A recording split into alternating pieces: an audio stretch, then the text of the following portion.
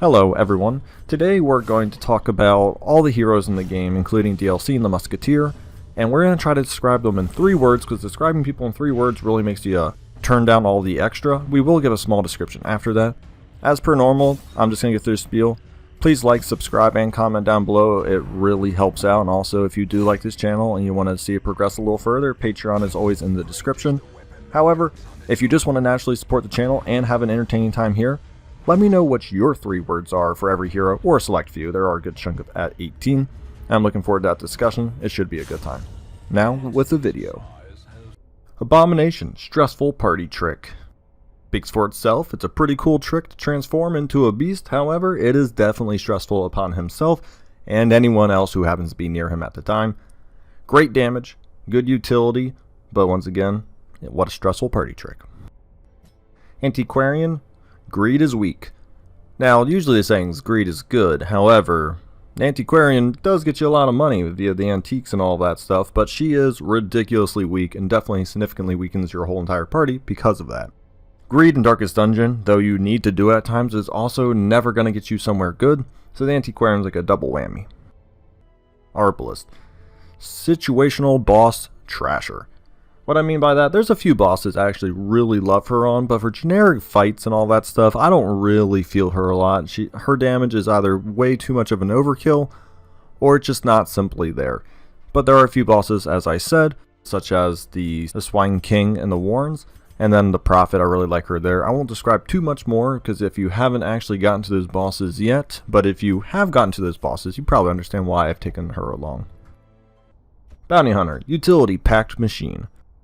He can pretty much do anything from bleed, stun, shuffle. He's got 2 stuns and both of them actually shuffle, so that's pretty cool. He's got great damage, he's got mark, he's got a pull and mark, he's got a lot of great options, and can also pack a punch.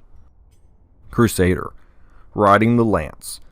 Essentially what makes the Crusader so good is the option of Holy Lance. If you had all of his same abilities but Holy Lance wasn't there, I don't know if he'd be the same character in all honesty, because he's almost shuffle proof. And he can heal and all that other stuff with a decent stun as well.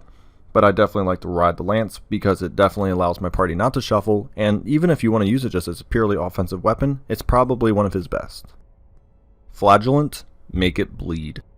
I was actually really struggling how to say it. Essentially, the Flagellant can make things bleed even if they're not supposed to or are highly resistant to it. I know that's the whole point of his character, but he's one of the few characters in the game that have an actual debuff associated with his DOT that decreases the resistance of the skill he is using. So there are obviously memes of people making skeletons bleed, various tricks and all that stuff, so he can certainly make things bleed that shouldn't. Grave Robber, wash, rinse, repeat. Shadow fade, lunge, shadow fade, lunge, shadow fade, lunge, lunge, shadow fade maybe, and then lunge. Hellion, works too hard. Why do I say that about the Hellion? She literally works so hard, her skills decrease her speed, damage. She just puts in a hard day of work after screaming at enemies, okay? Don't ask her to do too much. Highwayman, take me anywhere. Honestly, the Highwayman's probably hands down the easiest versatile damage dealer in all dungeons. I mean, all dungeons. I don't think he's ever not a good pick anywhere. He is simply too good with riposte. He can be a great ranged character, a great melee character. He can even do a semi-hybrid build, though I definitely would recommend going to the extremes on one of them, because that's where you see his most gross situations. Houndmaster, Beast Remover Crew. This man and his dog walk into the Warrens, and they let everyone know what is up. I have gotten disgusting criticals just based on the marks and on Beast, let alone if you decide to use a dog bone and get a bunch of damage trinkets. I've easily popped off Swineskivers in one hit with a simple mark and Houndmaster critical before. Absolutely a beast destroyer, and the Warrens should be aware. Jester, the cocaine dealer. I was debating between going stress or the fact that you just probably smash Battle Ballad. And Battle Ballad is essentially a line of cocaine every time because the amount of speed, critical chance you get, and accuracy is far too good. And just like cocaine, once you decide not to take the Jester everywhere and decide to have 20 speed by round 3, you start to get a little bit of withdrawal syndromes, which may look like screaming at your computer while you're going last every time. Leper, home run hitter. Just like some famous home run hitters, there's a lot of misses in there, but when you do connect, everybody cheers. It's a great time. 65 criticals. Or, you can, miss 3 times straight with that dodge of 40 on the enemy side. You never know what you're quite gonna get, but with a few help from his friends, he can definitely be a constant home run hitter. Man-at-Arms. What is damage? All jokes aside, he can actually do okay damage, but he's really not made for damage. I would say his bolster, his defending, depending on how you feel, bellow sometimes. He does have a repose, and Mace Bash isn't terrible, but he's definitely way more utility first than damage. He does offer more damage output than the Antiquarian, but that's really not hard to say about almost everybody in the game. Musketeer, because crossbows suck. I mean, honestly, that's about the only reason why you'd probably pick her over the Arbalest. Occultist, the meme creator. Yes, there are so many things the Occultist does well. Can pool, has a stun, cool campfire tricks, has a heal, but man is that heal to bane us in people's existence, and a lot of content created from it, so he is the content creator. Plague Doctor, she's a woman?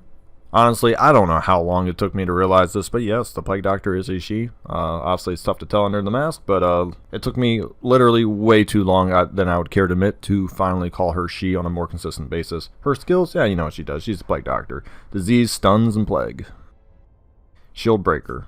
Protection is laughable. Honestly, I don't know why they made the Shieldbreaker. She is just far too strong in my honest opinion. Any protection doesn't matter. 80%, who cares? 20%, 30%, 80%. Oh, you guarded someone? Don't care. Protection in all sorts of sense is laughable with a Shieldbreaker.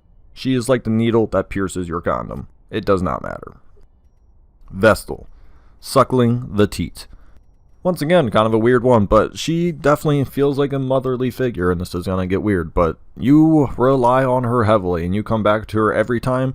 Once you try to deviate from the Vestal in the early game, you get your butt utterly cleaned up, you find yourself coming back and holding onto her hand until probably the end of your first playthrough. It's very difficult to come up with party compositions that pump out the heals she does, so you're constantly just there, suckling on the teat. Thank you so much for watching. I hope this was at least a little enjoyable and you can relate to some of these. Or this is the fun part if you made it to the end of the video, please share what you think the 3 words should be for each hero, because there's obviously so many perceptions and the things these people do, and I want to hear about all of them.